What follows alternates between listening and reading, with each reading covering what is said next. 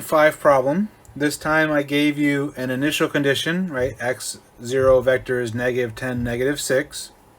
And this right here is the level of difficulty you'd want to expect for your final exam. And so we're going to go through the process now. So we start by finding the eigenvalues and eigenvectors. And so we have, let's see, 6 minus lambda minus 3, 2, 1 minus lambda.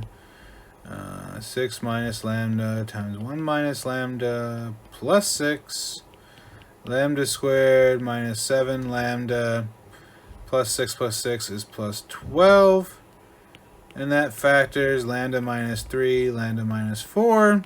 So we get our two eigenvalues, and I would expect on your final that you would have nice eigenvalues again like this and nice eigenvectors. But I mean, I won't completely guarantee it, but it's probably going to happen that way. And then once we've gotten the eigenvalues, we go to find our eigenvectors. So lambda is 3, 3, -3, 0, 2, -2, 0. Doing our RREF, I get 1, -1, 0, 0, 0, 0. X minus y is 0, x equal to y, and so my eigenvector is 1, 1. Then for lambda is 4, I get 2, -3, 0, 2, -3, 0. So this would give me a 1, -1.5, 0, 0, 0, 0. So x minus 1.5y is 0, x is equal to 1.5y. And we get that as our second eigenvalue.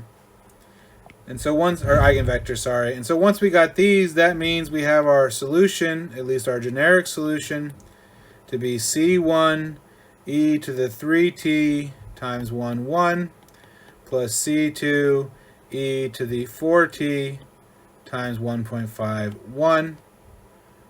But we have this initial condition up here. And so that means we need to find the values of C1 and C2. And so we just plug in 0 here, and it's supposed to be -10, -6. But when I plug in 0 over here, I get C1 times 1, 1 plus C2 times 1.5, 1. And right here, it's really a system of equations. And you can REF this, and we'll go ahead and do that.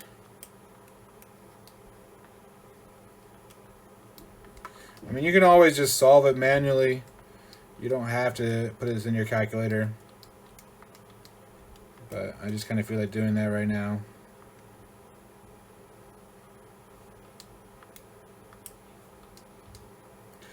And I get 1, 0, 2, 0, 1, -8.